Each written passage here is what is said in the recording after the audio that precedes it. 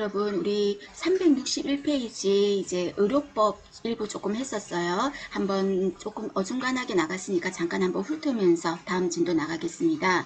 자, 여기에서 여러분 의료법에서는 의료관계법규에서 제일 중요한 거는 의료법이라 그랬어요. 그죠? 그럼 이 의료법에서 먼저 기억하셔야 될 건 어떤 거를 기억하셔야 된다? 의료인이라는 거 기억하셔야 되겠죠? 중요하죠? 그죠? 의료인. 자, 의료인 하면은 누구누구가 들어간다? 의사 세 사람 들어간다 그랬습니다. 의사 세 사람. 그럼 의사 이 세 사람은 의사, 한의사, 치과의사, 그리고 또 간호사, 그리고 또 조산사 해서 의료인 5사람이라고 했었어요. 맞죠? 자, 그러면 이때 의료인은 이 사람밖에 안 되는데 약사, 의료인 아니에요. 그리고 여러분 간호조무사 의료인에 들어가지 않아요. 물리치료사 의료인 아니에요. 그죠? 그럼 이때 의료인이 아닌데 의료인이라고 명칭을 썼어요. 그러면 벌이 얼마다? 500만원 이하의 벌금이라고 그랬습니다. 맞나요? 그게 361페이지 설명했었습니다. 그 다음에 의료인 중에서 의료인은 의사 3사람하고 간호사 조산사인데 의료인이 될 수 없는 자가 있었죠. 의료인 될 수 없는 자. 그럼 의료인 될 수 없는 자에는 어떤 사람이 들어갔었습니까? 우리 했던 것 중에서 의료인 못하는 사람 중에 정신질환자 들어갔던 거 기억나죠? 정신질환자, 그죠? 정신질환자. 그리고 또 마약, 대마 또는 향정신성 의약품, 약물 중독자, 그죠? 약물 중독자도 안 됐어. 그 다음에 또 완띨이라고 제가 표현했던 어떤 사람이었습니까? 피성년 후견인. 피성년 후견인, 완전히 바보, 그죠? 쉽게 말해서 아무것도 혼자서 못하는 피성년 후견인, 완띨이라고 표현했었죠. 이 사람 안 돼. 그 다음에 또 반띨이라고 하면서 반 정도 조금 부족해. 그런 사람도 어쨌든 간에 안 된다 그랬어요. 그런 사람은 피한정 후견인이라고 했었어요. 이 사람도 안 돼. 의료 못해. 그 다음에 또 어떤 사람도 안 됐습니까? 파산 선고를 받은 사람 있죠. 파산 선고 받고 그러나 말은 끝까지 해야 돼. 복권되지 아니한 자. 복권이 아직 안 된 사람, 그런 사람은 할 수 없다 그랬습니다. 근데 만약에 문제에서 파산 선고를 받았는데 이제 복권이 됐어. 이제 신용불량 아니야. 그러면 과거는 묻지 않겠다라고 했던 거 기억나시죠? 그거 생각하시고 그 다음에 또 어떤 사람이 안 됐다? 의료법을 위반해가지고요. 뭔가 징역 같은 금고 이상의 형을 받고 집행 중인 자, 집행 중인 자도 안 된다 그랬습니다. 그럼 이때 집행을 받았는데 형이 종료된 자는 의료인 할 수 있고요. 그죠? 그 부분 설명했었고요. 그럼 이 의료인이 종사하는 곳이 어디라고 한다? 의료기관이라고 하지 않겠습니까? 그죠? 그럼 이때 의료기관은 몇 가지가 있다? 너무 중요하다 그랬습니다. 몇 군데예요? 10군데였습니다. 자, 의료기관 10군데 이름이 뭐였습니까? 종, 병, 요, 한, 치, 정. 그죠? 그리고 또 의, 한, 치, 조라고 있습니다. 자, 외웁시다 여러분. 의료기관에는 몇 가지가 들어간다? 종병, 요한, 치정. 그죠? 그 다음에 또 의, 한, 치, 조 이렇게 외우겠습니다. 자, 의료기관에는 종, 병, 요한, 치정. 자, 여기까지는 뭐다? 종 뭘까요? 종합병원. 종합병원. 그리고 병 뭘까요? 병원. 병원. 그리고 제가 여기까지 끊었을 때 여기까지는 지금 전부 다 병원이라는 말이 들어갈 거예요. 종합병원, 그리고 병원, 그리고 요양병원, 한방병원, 그리고 치과병원, 그리고 정신병원.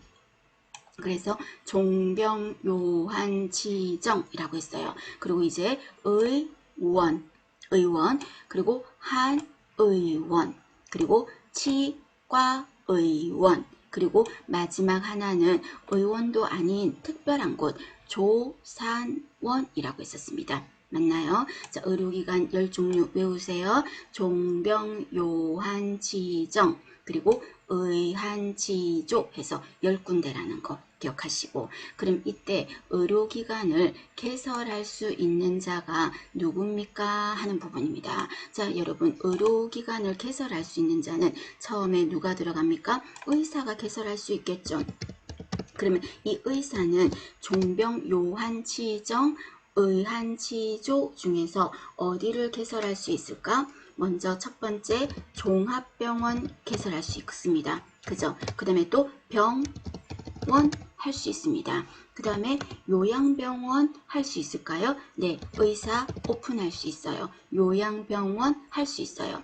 그 다음에 또 한방병원은 이건 못하지 않을까? 이건 한의사들이 하는 거겠죠. 치과병원, 치과의사들이 하겠죠. 그 다음에 할 수 있는 데가 하나 더 정신병원 할 수 있습니다. 정신병원 할 수 있습니다. 그럼 이때 정신병원하고 또 의원은 할 수 있을까요? 못할까요? 의원도 할 수 있습니다. 의원도 할 수 있습니다. 그래서 정신병원 그리고 의원 그리고 또 한의원 안 돼. 치과의원 안 돼. 조산원 안 돼요. 그래서 의사가 할 수 있는 곳은 여기 5군데입니다. 자, 그 다음에 이번에는 또 한의사도 개설할 수 있어요. 그럼 한의사는 뭘 개설할 수 있어요? 한방병원 할 수 있겠죠. 그죠? 그 다음에 또 하나가 한의원 할 수 있겠죠. 한의대 나와서. 그죠? 그리고 의사도 하면서요. 한의사도 할 수 있는 게 있어요. 어디가 그렇다? 요양병원이 그렇습니다. 결론은 요양병원은 의사도 할 수 있고 한의사도 오픈할 수 있다는 거. 그거고요. 그 다음에 또 한 사람 의사 누가 돼요? 치과의사 할 수 있죠. 치과의사. 그러면 치과의사는 어디를 오픈할 수 있습니까? 치과병원. 그리고 또 치과의원. 이런 데를 오픈할 수가 있겠죠. 오픈할 수 있습니다. 되셨습니까? 자, 여기 할 수 있고, 그 다음에 또 조산사 오픈할 수 있습니다. 조산사. 자, 조산사는 무엇을 오픈할 수 있습니까? 하면은 다른 데는 오픈 못해요. 뭐만 할 수 있다? 조산원만 할 수 있다 그랬어요. 조산원. 그런데 조산원을 조산사가 개설은 할 수 있으나 단 조건이 있죠. 응급 상황일 때를 대비해서 지도의사를 두어야 한다는 거. 그래서 문제에서 단어가 바뀌면 안 됩니다. 지정의사가 아니라 지도의사라고 표현하셔야 됩니다. 되셨어요? 자, 그러면 의료인 중에 한 사람 남은 사람이 누구예요? 간호사죠. 근데 간호사는 오픈을 할 수 없어요. 그래서 시험 문제에서 족보처럼 묻는 문제가 의료기관을 개설할 수 있는 자 이런 말했을 때 간호사는 안 된다는 거. 그거 유념하셔야 됩니다. 자, 그 다음에 우리 지난 시간에 또 하나를 뭐를 했냐면 병원급 이상을 개설할 때 자, 그러면 병원급 이상이라고 하면 이곳은 아무데나 우후죽순으로 계속 세울 수는 없어요. 그럼 이런 곳은 세우려고 하면 개설을 하려고 하면은 어떻게 해야 된다? 신고가 아니라 허가를 받아야 된댔죠. 허가 누구한테 받는다? 시도지사에게 허가를 받아야 된다고 했었어요. 맞나요? 자, 그 다음에 의원급은 그러나 우리 동네 주변에도 어때요? 같은 과가 막 주변에 막 있어도 상관없죠. 그죠? 의원급 얼마나 주변을 에워싸고 많아. 그래서 의원급은 허가를 받는 게 아니라 신고만 하면 돼요. 그럼 누구한테 신고합니까? 하면은 시도지사보다 조금 한 급발 아래 사람이야. 누구? 시장, 그 다음에 군수, 그리고 구청장. 자, 이 사람한테 뭐만 하면 된다? 저 차릴 겁니다 라고 신고만 하면 되는 거예요. 되셨습니까? 자, 그래서 여기 의료법에 대해서 전반적인 부분을 했었고요. 그 다음에 여러분들이 여기에서 종합병원 있었죠. 종합병원. 그럼 종합병원 같은 경우는 몇 병상이라고 지난 시간에 있었습니까? 100병상 이상. 기억하셔야 되겠죠. 그 다음에 병원급은 몇 병상 이상이었다? 병원급은 30병상 이상이었습니다. 되셨죠? 그거까지 했었고요. 자, 그 다음에 다음 페이지 한번 보시면 361페이지 끝에 보시면 됩니다. 끝에 보면 상급종합병원이라는 거 있었을 거예요. 자, 상급종합병원은 여러분 이거는 시험 문제에서 몇 번 물었었거든요. 자, 뭘 물어봤냐면 상급종합병원이 되는 요건이 뭐냐라는 거 물었었어요. 지난 시간에 간단하게 메모는 했었을 겁니다. 그 중에서 가장 대표적인 건 병상수가 몇 병상이다? 500병상 이상이라는 거. 요거는 시험에서 몇 번 물었어요. 500병상 이상이라는 거. 그리고 과로 친다면 몇 개의 과가 있어야 된다? 20개. 20개 이상의 진료 과목을 갖추어야 돼요. 그리고 전문의들이 다 있어야 되고요. 그리고 뭐 시설이나 인력이나 장비 이런 것도 잘 돼 있어야 되고요. 그죠? 그래서 500병상 이상이고 과도 20개 이상이고 전문의가 되려는 자도 수련하고 이런 곳은 누가 상급종합병원 신청을 하면 누가 인정해준다? 보건복지부 장관이. 보건복지부 장관이 그래 니네 병원 상급종합병원 해도 되겠다라고 승인을 내주는 거야. 그래서 보건복지부 장관이 해주는데 매년 해주는 건 아니고요. 몇 년마다 해준다? 3년마다 지정하겠습니다. 3년마다. 그래서 3년 지나면 또 신청하고 상황이 좀 제대로 운영을 못했어? 그러면 또 상급종합병원에서 탈락될 수도 있고요. 그런 부분이고요. 500병상 이상이라는 거 기억하실 것.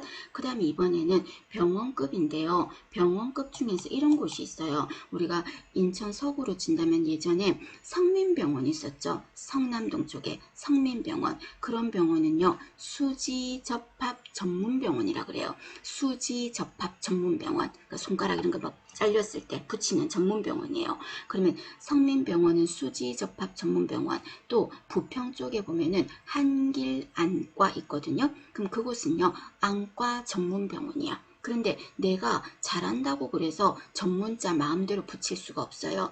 병원급 이상 중에서 그네가 특정 질환에 대해서 굉장히 잘하는 거야. 그럼 잘하면은 그네가 우리 전문병원으로 신청을 하는 거죠. 그럼 신청한다고 다 되는 건 아니고 보건복지부 장관이 보복장이 얼마마다 상급종합병원처럼 똑같이 3년마다 지정을 하는 겁니다. 그래서 밑에서 두 번째 줄에 보시면 보건복지부 장관이 병원급 의료기관 중에서 특정 과목이나 특정 질환에 대해서 난이도가 높은 의료행위를 했을 때 누가 인정할 거다? 적어두셔야 되겠죠. 보건복지부 장관이 지정할 수 있습니다. 몇 년마다? 3년마다 지정을 하겠습니다.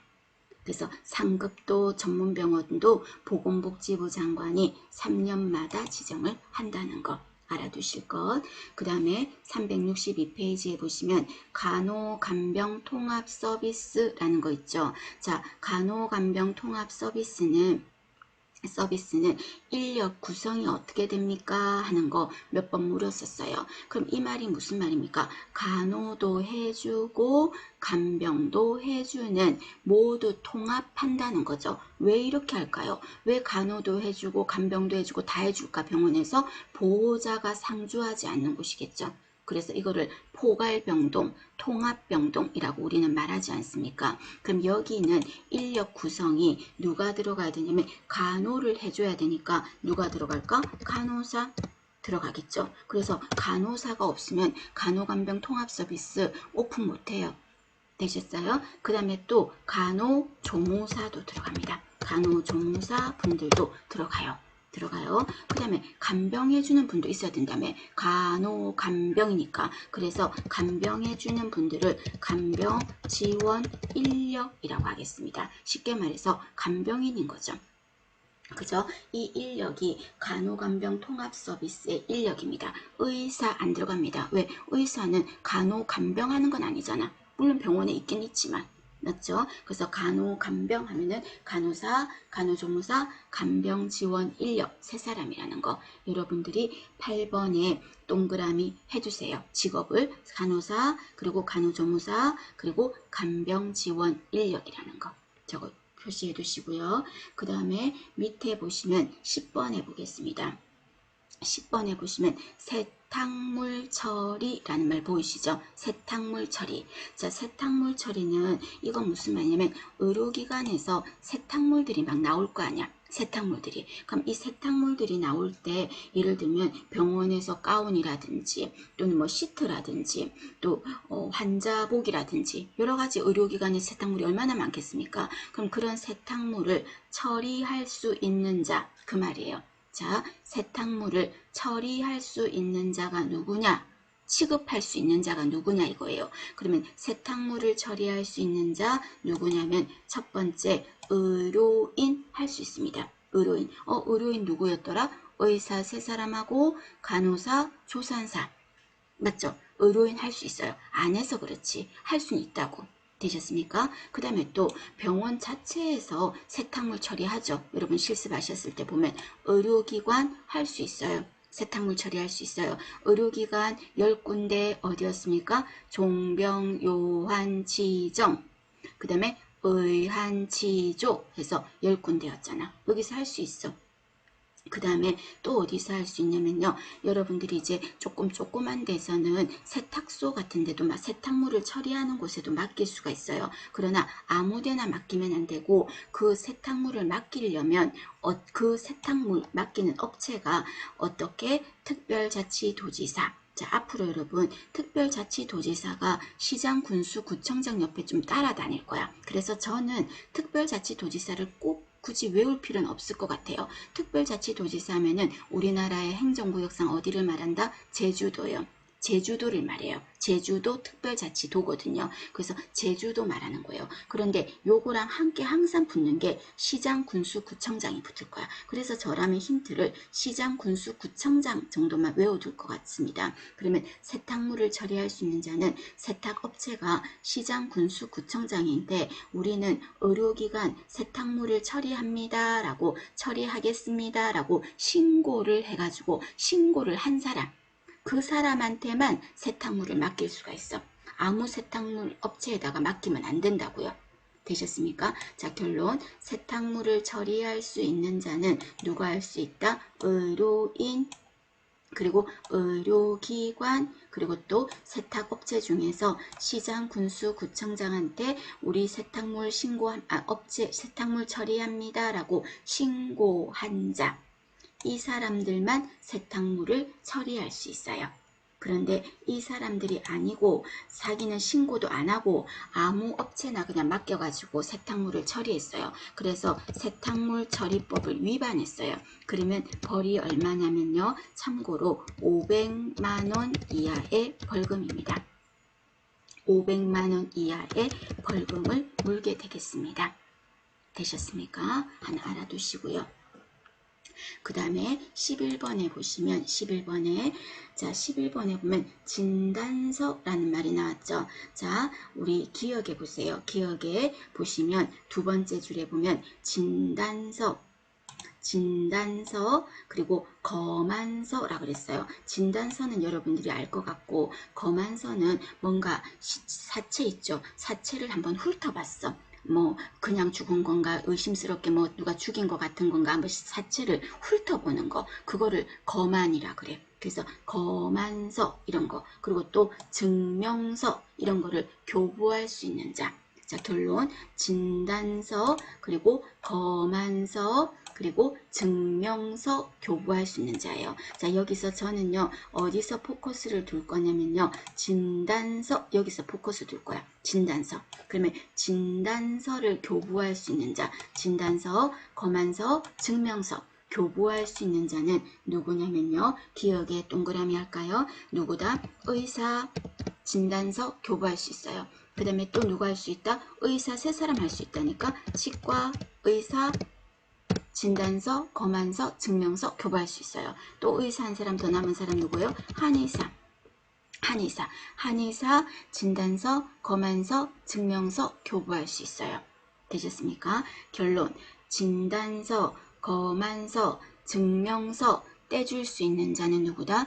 의사 세 사람입니다. 의사 세 사람. 그러면 여러분 사망, 진단서 교부할 수 있는 자 누구야? 사망진단서, 제가 금방 사망이란 말 앞에 붙였지만 진단서지. 진단서 하면 의사 세 사람이라고. 되셨습니까? 자, 그 다음에 니은에 보시면 그 줄의 중간에 조산이라는 말이 나오죠. 여러분, 조산이라는 말은 출산을 돕는 거야. 그래서 아기 출산 도와준 거야. 조산, 아기를 받은 것에 대해서 아기가 응에 태어났어. 출생 뭐라고요? 출생 증명서. 그 다음 아기가 죽었어요. 사망 증명서. 그리고 죽은 아기를 출산했어요. 사산 증명서. 무슨 말인지 아시겠습니까? 출생 증명서, 사망 증명서, 사산 증명서. 자, 이거를 교부할 수 있는 자는 누구냐? 이래 말하면 의사 세 사람이 아니고 여기에는 누가 들어간다? 아기 출산을 도울 수 있는 사람이 의사. 그 다음에 또 한의사도 아기 출산을 도울 수 있습니다. 그런데 또 한 사람, 중요한 사람 있죠. 아기 출산을 전문으로 돕는 사람이 의료인 중에 이름이 뭐였어요? 조산사라는 사람이 있었잖아요. 이 사람들이 증명서 교부할 수 있어. 그럼 여기에 누가 빠진다? 치과, 의사 들어간다, 안 들어간다? 안 들어가요. 되셨어요? 자, 조산한 것에 대한 출생, 사망, 사산, 증명서 교부할 수 있는 자는 의사, 한의사, 조산사예요. 자, 그런데 5번하고 구별하셔야 돼. 5번은 진단서 이 말 나오면 누가 된다? 의사 세 사람만 돼요. 조산사 안 돼요. 간호사 안 돼요. 되시겠습니까? 그거 11번 내용입니다. 봐주시고요. 그 다음에 디귿에 보시겠습니까? 자, 디귿에 보시면 진단서의 기재사항이라고 있죠. 이거는 뭐 외우지는 마시고요. 눈도장만 찍어주시면 되겠습니다. 한번 눈으로 자주 보라는 의미라는 거 아시죠?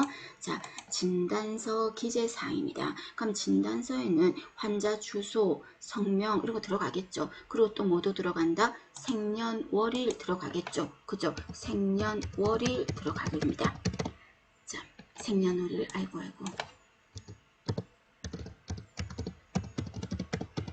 자, 생년월일 들어갑니까? 안 들어갑니까? 생년월일은 안 들어가요, 여러분. 진단서에 환자 생년월일 안 들어가요. 들어가는데 아니에요. 똑바로 한번 다시 보세요. 생년월일이 아니고 뭐라고 해야 됩니까? 주민등록번호라고 하셔야 돼요. 주민번호가 들어가는 거예요. 주민번호가. 생년월일은 앞대가리 앞쪽만 말한 거잖아요. 주민번호는 다 말하는 거잖아요. 주민번호가 들어가야 된대요. 해야 됩니다. 되셨습니까? 자, 그 다음에 병명. 그리고 다음 줄에 보시면 발병 언제 했고, 진단 언제 했고, 치료는 어떤 식으로 할 거고, 뭐 이거 들어가겠죠. 그리고 또 뭐가 들어가냐면 치료기관. 치료기관의 명칭이 당연히 어느 곳인지 들어가겠죠. 맞습니까? 여러분 맞습니까? 아니죠. 치료기관의 명칭이라고 하면 안 돼요. 치료기관의 명칭이라고 하면 안 되고 뭐라고 되어 있습니까? 교재의 세 번째 줄에 의료기관이라고 되어 있죠.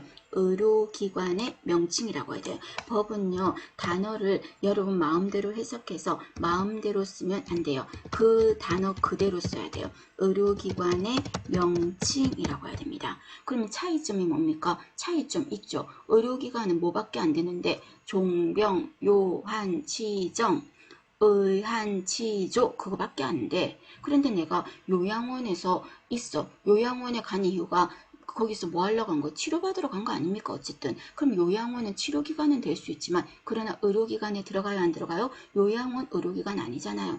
내가 마음에 좀 치료를 하려고 기도원에 들어갔어. 그럼 그 사람한테는 기도원은 치료기관일 수는 있으나 의료기관은 아니잖아요. 그죠? 그래서 의료기관의 명칭이라고 표시하셔야 됩니다. 되셨습니까? 자, 그리고 뭐 의사의 성명 이런 거 뭐 들어가겠죠. 요거 조심하실 것만 제가 좀 적었습니다. 그 다음에 밑에 12번에 보시면 처방전이라는 거 있죠. 처방전. 자, 처방전이 뭡니까? 하면은 처방전은 누가 발행합니까? 의사가 주죠. 여러분 아플 때 가면 의사가 누구한테 주는 거예요? 여러분한테 주죠. 환자에게 주죠. 그러나 환자에게 준 건 아니에요. 엄밀히 말하면 우리한테 주면서 이거를 어디 갖다 주라고 준 거야? 약국에 갖다 주라고 준 거죠. 약국에 누구? 약사한테. 그럼 결론적으로 우리한테 준 게 아니라 의사가 누구한테? 약사에게 보내는 거예요. 약사에게. 그러면 약국에 처방전을 내렸어. 그런데 병원에서는 타이레놀을 쓰라고 했는데 타이레놀이 없어가지고 타세놀밖에 없어. 그러면 똑같은 성분이니까 약사가 타세놀로 조제를 해줘도 됩니까? 안 되거든요. 그러면 타세놀밖에 없을 땐 어떻게 할까요? 병원에 전화하지 않습니까? 그래서 원장님 하면서 약이 없는데 타세놀밖에 없는데 어떡할까요? 그러면 병원장이 타세놀로 바꿔주십시오 이러는 거야. 그럼 바꿔준다고 해서 임의로 바꾸면 안 되죠. 왜? 처방전을 이름을 타세놀로 바꿔서 내려올 거야. 그 말은 마음대로 약사가 약을 똑같다고 그래서 성분이 똑같다고 그래서 임의로 마음대로 다른 약으로 바꾸면 안 돼요. 그 말은 이 약 그대로 써라고 지시한 거라고 할 수도 있죠. 좀 냉정하게 표현하면. 그래서 의사가 약사에게 보내는 서면 종이로 된 지시서예요. 그대로 쓰라는 거죠. 그 약을 쓰라는 거죠. 조금 더 좀 딱딱하게 말해볼까요? 의사가 약사에게 보내는 명령서라고 표현할 수도 있습니다. 명령서. 좀 어감이 좀 딱딱해서 그렇지 본질은 맞잖아요. 이 약 그대로 쓰라는 거죠. 처방전은. 맞죠? 그럼 이 처방전에도 어떤 게 들어갑니까? 하면은 눈도장으로 기억하시면 됩니다. 처방전 또한 마찬가지로. 그러면 처방전에는 어떤 게 들어간다? 첫 번째 줄에 보시면 환자 이름, 그리고 생년월일이 아니죠. 뭐라고 돼 있어? 주민번호 돼 있죠. 그리고 또 치료기관이 아니죠. 뭐라고 돼 있어요? 의료기관. 그죠? 그리고 뭐 면허 종류, 의료인 이름, 그리고 또 처방 발급 연월일. 그래서 여러분 처방전은 이제 보시면 떼면은 자세히 한번 봐봐. 지금 여기 적힌 내용이 빠진 게 있는지 다 있을 겁니다. 발급 연월일, 교부일로부터 며칠 이내 이런 거 적혀 있을 거예요. 그죠? 그리고 또 밑에 보면 의약품의 명칭 이런 거 적혀 있을 거고, 그리고 마지막 줄에 분량, 용법, 용량 이런 것도 적혀 있을 겁니다. 그럼 이 처방전은 이게 약국에서 임의로 조금 너무 많이 모였다 그래서 아무데나 버리고 이러면 안 돼요. 처방전은 이 처방전 같은 경우는 얼마를 보관해야 되냐면요. 2년을 보관합니다. 처방전 보관기간은 얼마라고요? 2년 보관이에요. 2년 보관입니다. 알아두십시오. 자, 그런데 보통 다른 데는 다 처방전을 떼는데요. 의사 중에서 처방전을 안 떼는 곳이 있죠. 처방전을 안 떼는 곳. 처방전을 안 떼는 예외인 곳. 어디서 안 떼요? 처방전. 치과에서 처방전 주던가요? 여러분 발치하거나 염증 있을 때 처방전 주죠. 약국 가서 약 지으라고. 맞아요. 그럼 안 주는 곳은 어디다? 한의원이요. 한의원에서는 현재 잘 안 하고 있어요. 왜? 뭔가 자기네만의 비법이 외부로 유출될까봐 인지 어쨌든 한의의사들은 처방전의 교부를 거부하고 있습니다. 안 하고 있습니다. 현재. 되셨습니까? 그거 하나 참고로 봐주시고요. 자, 그 다음에 13번에 보시면 태아의 성간별 행위가 금지되어 있다 이렇게 말했어요. 말 그대로예요. 태아의 성간별을 하면 안 된다고. 그래서 우리 옛날에는 여자아이냐 남자아이냐 묻기 그러면 어떻게 말했어요? 옷을 준비해야 될 건데 뭐 핑크로 할까요? 파랑으로 할까요? 이불을 준비할 건데 이런 말 하죠. 예전식으로 친다면 엄마들도 그죠? 그러면 그때 파랑으로 준비하시면 되겠네 이런 거 그게 어떻게 보면 성간별이잖아요. 그럼 이렇게 성간별은요 하면 안 돼. 그런데 이 성간별을 언제 이전에 하면 안 되냐면요. 의료인은 임신 32주 이전에는 태아의 성간별을 하면 안 돼. 그럼 태아의 성별을 본인은 알죠. 의사는 알 거 아닙니까? 그 안 거를요 누구한테 말하면 안 된다? 인부한테도 말하면 안 돼요. 인부는 해도 된다 아니에요. 인부한테도 안 돼요. 또 인부의 가족 또는 인부의 뭐 주변 사람 아무한테도 안 돼요. 전혀 누구에게도 알려서는 안 됩니다. 인부 임신 몇 주 이전에 32주 이전에는 금지입니다.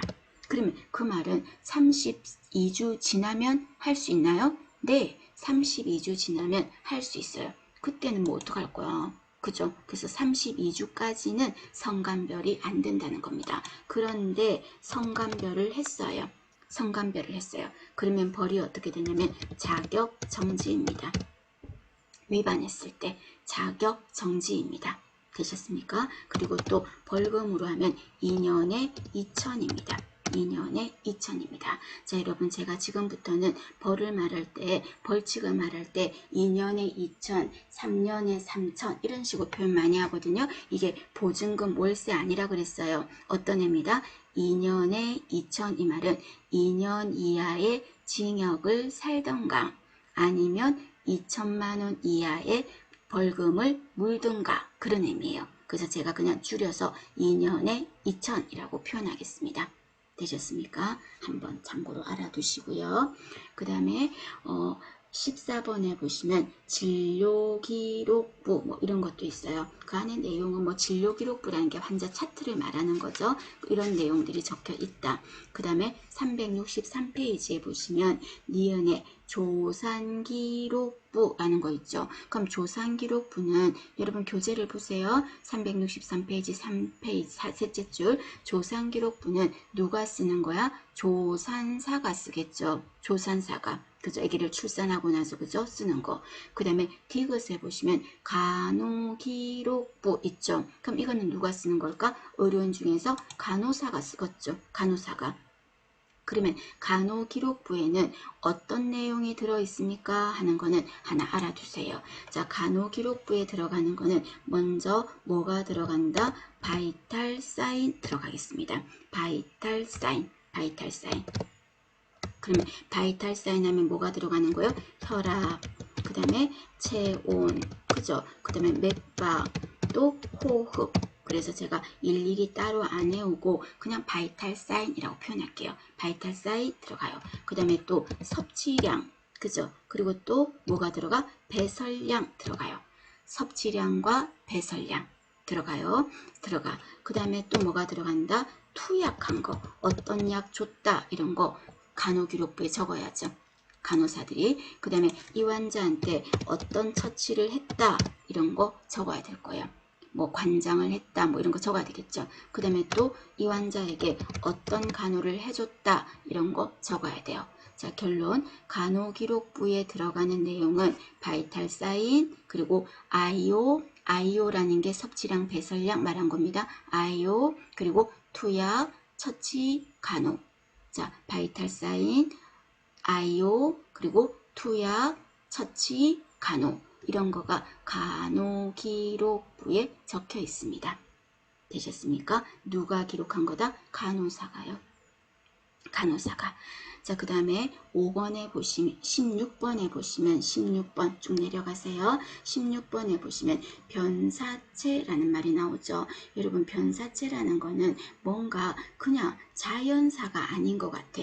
예기치 않게 뭔가 좀 찝찝한 사건과 이런 뭔가 문제로 환자가 죽은 시체 그런 거를 변사체라 그래. 변사체. 그래서 우리가 뉴스 보면 어디서 변사체가 발견됐다 이런 말 하잖아요. 그가 좀 뭔가 끄림칙하게 죽은 것 같은 거예요. 그런 사체를 변사체야. 그럼 이 변사체를 신고할 수 있는 자.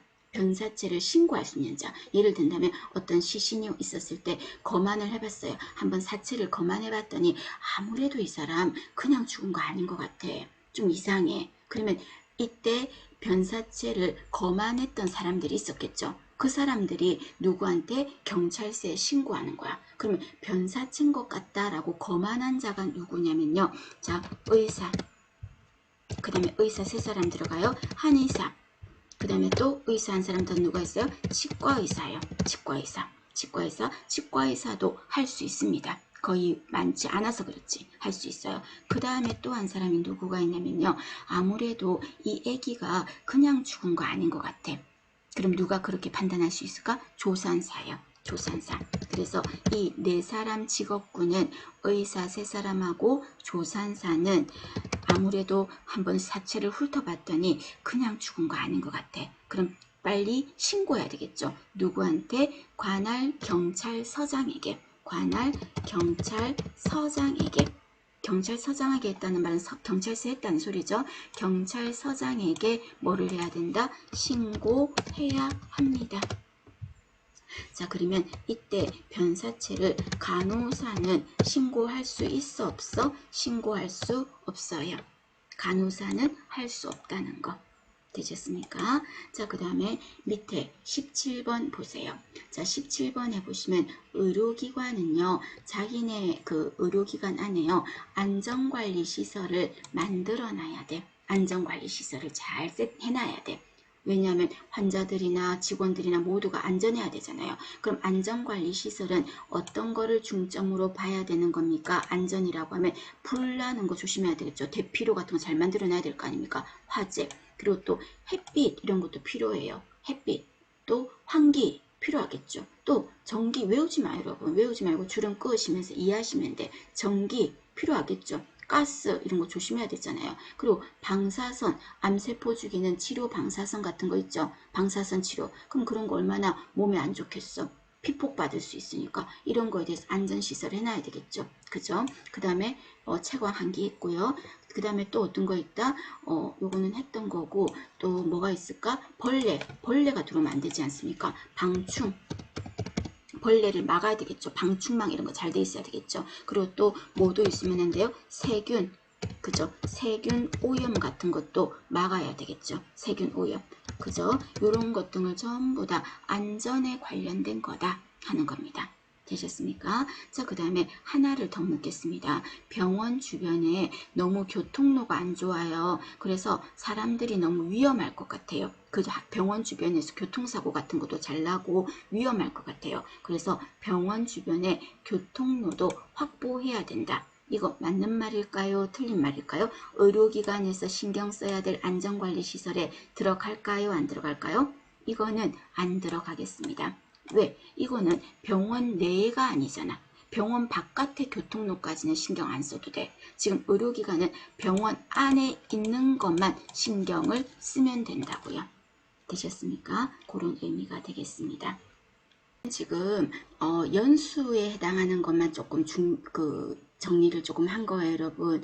자, 여기에서 중요한 거 위주로 제가 줄을 조금만 꺼 드릴게요. 자, 이거는 한 번에 다 외워지진 않아요. 이걸 다 어떻게 한 번에 외우겠어요? 방법은 뭐밖에 없다? 반복밖에 없어요, 여러분. 그래서 여러 번 자꾸 반복하면서 중요한 연수는 외워두셔야 됩니다. 자, 먼저 10년 하는 거, 10년 보관하는 거 한번 해볼까요? 10년을 보관하는 거. 그러면 10년을 보관하는 거에는 어떤 게 있습니까? 한다면은요, 여기 있는 의사가 한 거 있죠. 두 번째 줄에 진료기록 있죠. 진료기록. 이거 10년 보관이에요. 진료기록. 그 다음에 또 의사가 한 거 수술기록 있죠. 이거 10년 보관입니다. 그래서 진료기록, 수술기록 10년. 그리고 하나는 혈액 업무 기록, 이런 것도 10년입니다. 그래서 지금 제가 줄 건 건 알아두십시오. 진료기록, 수술기록 10년이에요. 그리고 또 예방접종에 관한 기록, 그리고 또 예방접종, 코로나 예방접종을 맞고 나서요, 접종을 받고 나서 환자가 사망했다든지 또는 이상 반응이 나타난 사람들도 있지 않습니까? 그러면 예방접종을 받고 나서 이상 반응이 나타난 사람들 명단 있죠. 명단. 그거를 예방접종 이상자 명부라고 표현했습니다. 이것도 몇 년이다? 10년이에요. 그래서 예방접종 이 말 나오면 무조건 몇 년 하세요? 10년 하세요. 예방접종이란 표현 나오면 10년 보관입니다. 되셨습니까? 자, 의사가 하는 진료기록, 수술기록, 예방접종 이런 말 나오면 10년 보관이라는 거. 그 다음에 5년을 보관하는 거는 어떤 게 있습니까? 한다면 5년은요, 간호사가 한 거 조금 기억해야 돼. 그래서 여기서 제일 많이 묻는 거는 간호기록부, 아까 있었죠? 자, 간호기록부에 뭐가 있었어? 바이탈 사인, 그리고 섭취량과 배설량, 투약, 처치, 간호 이런 거 있었죠? 그거 5년이에요. 그리고 또 조산사가 한 조산기록 이런 거요. 그리고 또 여기 보면 소견서 이런 거 전부 다 5년이에요. 그리고 두 번째 줄에 환자 명부 적혀 있죠. 자, 우리 의료기관에 내원했던 환자들 쫙 명단 있잖아. 환자 명단. 그죠? 그 명단 리스트. 그런 거는 몇 년 보관이다? 5년 보관입니다. 자, 간호기록, 조상기록, 환자 명부 이런 거 5년이에요. 자, 그 다음에 세 번째 줄부터 일곱 번째 줄까지 봤을 때 공통적으로 많이 들어가는 말이 뭐가 있어요? 계획 짠다, 계획 짠다 이런 말 많죠? 계획, 계획, 계획. 그죠? 그래서 모든 대부분의 계획들은요, 몇 년마다 계획을 짠다? 5년마다 계획을 짜겠습니다. 자, 모든 대부분의 기본 계획들은 몇 년마다 짠다? 5년마다요. 그래서 여기에 감염병 예방 계획 5년마다 짤게요. 그리고 결핵관리 종합계획 5년마다 짤게요. 그리고 다음 줄에 보시면 정신보건사업계획 5년마다 할게요. 그리고 마지막 줄에 구강보건사업계획 5년마다 하겠습니다. 제가 줄 건 건 아셔야 됩니다. 대부분의 계획은 몇 년마다 한다? 5년마다 하겠습니다. 자, 그 다음에 여러분, 자, 우리 나라에 또는 어느 지역의 인천시에 정신질환자가 어디 있고 몇 명 정도가 있고 그 중에 정신질환 중에서 어떤 조현병은 몇 명 정도 되고 이런 거를 다 알고 있어요. 왜? 정신질환자 실태조사를 할 거거든. 정신질환자 실태조사. 그 실태조사를 몇 년마다 한다? 5년마다 하겠습니다. 정신질환자 실태조사 5년마다. 정신질환자 실태조사 5년, 정신보건사업계획 5년이에요. 되셨습니까? 모든 대부분의 계획은 5년, 그리고 또 정신질환자 실태파악 이런 것도 5년입니다. 그리고 간호기록, 조상기록, 환자 명부 5년이에요. 그 다음에 3년인 거예요. 3년. 자, 3년인 거는 어떤 게 있습니까? 하면은 3년인 거는 어떤 거? 첫 번째 줄에 알아야 됩니다. 진단서요. 진단서. 뒤에 등부고는 진단서하고 똑같이 하나 더 만들어 둔 거 말하는데 그냥 그 말은 신경 쓰지 말고 앞에 진단서 나오면 몇 년 보관이다? 3년 보관입니다. 3년. 자, 그 다음에 여러분 조금 전에 환자 명부는 몇 년 보관이라고 했었죠? 환자 명부는 5년이라고 그랬어. 그런데 그냥 환자가 아니라 감염병 환자들 명단 있죠. 감염병 환자 명단. 그 감염병 환자 명부는 몇 년 보관한다? 3년 보관합니다. 그러면 또 어떤 게 있으냐면 아까 예방접종 이상자 명부 있었죠. 그거 몇 년이었지? 예방접종 들어가면 아까 10년이라고 했잖아요. 그거랑 구별하셔야 되겠죠. 자, 다시 환자 명부는 5년. 감염병 환자 명부는 3년, 예방접종 이상 반응자 명부는 10년. 되셨습니까? 그렇게 자꾸 구별하는 연습을 하십시오. 그 다음에 또 아까 했었죠. 상급 종합병원, 그죠? 상급 병원 지정도 3년마다 누가? 보건복지부 장관이. 그 다음에 전문병원을 지정하는 것도 누가? 3년마다 보건복지부 장관이. 되셨습니까? 자, 그 다음에는 정신건강증진시설을 운영을 잘하고 있나 평가하는 것도 3년마다 한번 나머지 보시고, 자, 하나만 더 여기 끝에 보면 국민 구강건강 실태조사. 우리 국민들이 구강건강이 어느 정도 상태냐, 하루에 양치질은 몇 번 하냐, 의료기관 치과에는 몇 번 정도 갔냐, 그리고 스케일링은 얼마마다 한 번씩 하냐, 충치, 치아, 우식증, 충치는 어느 정도 있냐, 뭐 이런 거 있죠. 그런 실태조사가 몇 년마다 한다? 3년마다 한다고요. 아까 또 실태조사 있었는데 어디 있었어요? 5년에 정신질환자 실태조사 있었죠. 이거는 몇 년마다 했다? 5년마다. 그런데 구강건강 실태조사는 몇 년마다? 3년마다. 구별하실 것. 구강건강 실태조사는 3년이에요. 3년이에요. 정신질환자 실태조사는 5년이에요. 봐주시고, 그 다음에 밑에 보시면 임산부 있죠. 임산부. 자, 아까 조금 전에 대부분의 계획은 몇 년이었어요? 5년이었어요. 그런데 임산부랑 영유아들 있죠. 영유아들한테 하는 구강보건교육계획 있죠. 구강보건교육계획은 몇 년마다 한다? 1년마다 하겠습니다. 구강보건교육이야. 구강보건교육입니다. 구강보건교육. 이거는 임산부 영유아들한테 하는 거는 매년 하겠습니다. 지역사회 보건계획은 4년, 뭐 참고로 버리면 돼요. 그 다음에 처방전, 이거 몇 년이었어요? 2년입니다. 처방전 2년. 그리고 뭐 혈액 업무를 평가하는 거, 감염병 소독했던 거 있죠. 방역 소독했던 기록부, 이런 거 전부 다 2년입니다. 처방전 2년입니다. 되셨습니까? 요거는 여러분 마르고 닳도록 반복 많이 해야 돼. 그래야지 암기가 되실 겁니다. 여기서 여러분들이 꼭 그래도 기억을 하실 만한 거는 10년인 거 기억하셔야 돼요. 10년인 거. 그 다음에 5년인 것 중에서는 간호기로, 그죠? 그 간호기로 5년인 거 꼭 기억해야 돼. 그 다음에 또 계획이라는 말 들어간 거 있죠. 계획 하면 대부분이가 몇 년이었다? 5년. 그리고 정신질환자 실태조사는 5년. 그 다음에 3년인 거에는 진단서 들어가야 돼. 그리고 또 상급 종합병원 지정, 전문병원 지정 3년마다 하는 거예요. 그 다음에 구강건강 실태조사, 구강에 대한 실태조사는 3년마다. 되셨습니까? 그 다음에 구강보건교육은 얼마마다 한다? 매년 하고 처방전은 2년마다 한다는 거. 되셨죠? 그렇게 정리하십시오.